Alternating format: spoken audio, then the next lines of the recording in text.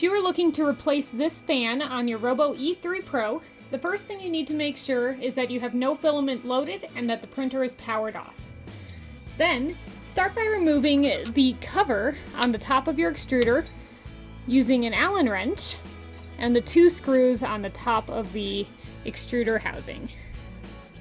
Then, remove the screw from this hole at the front using the Allen wrench. Once it's loose, you should be able to easily lift up and off the extruder housing. You need to remove the fan by removing the 3 screws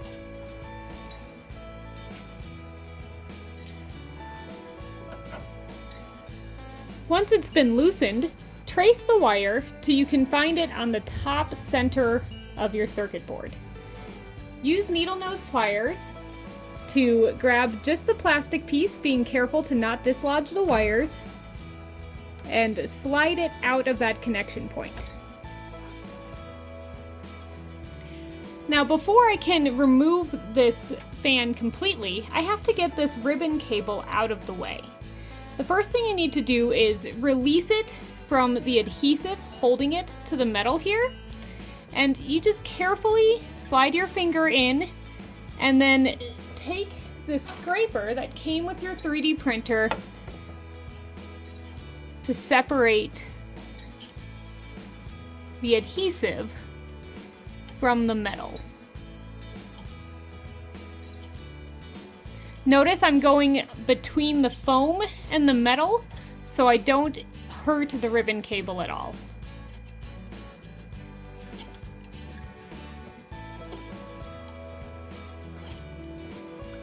Once the ribbon cable has been freed from the adhesive and is no longer attached to the metal piece, you can now lift the wire for your fan up and out of the way. Once the wire is free, take the needle nose pliers to push the fan out of the housing from behind.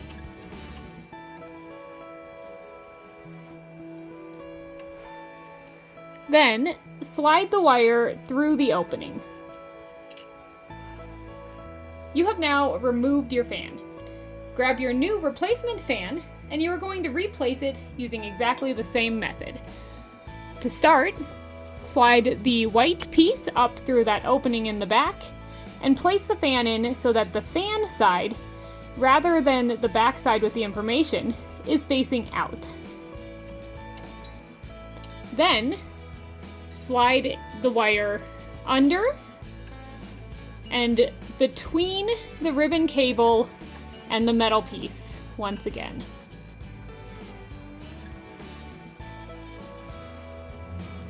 Hook it back into the circuit board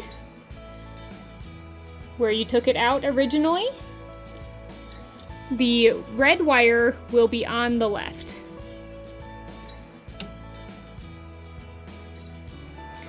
Now, if you have any adhesive, you are welcome to reconnect this adhesive, or you can just sort of push it back together, as there may still be some adhesive abilities left. Before proceeding, screw the fan back in place, replacing the screws from where you got them originally.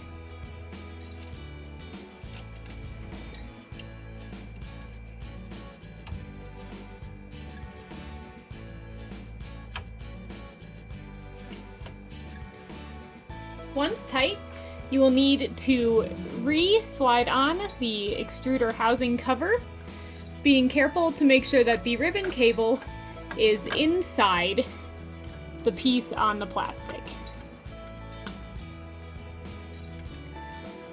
Make sure all your wires are out of the way as you slide this into position. And then re-secure using the same Allen wrench and screws that you used to remove it. Once you've done that, your printer is back, ready to be turned on and ready to go.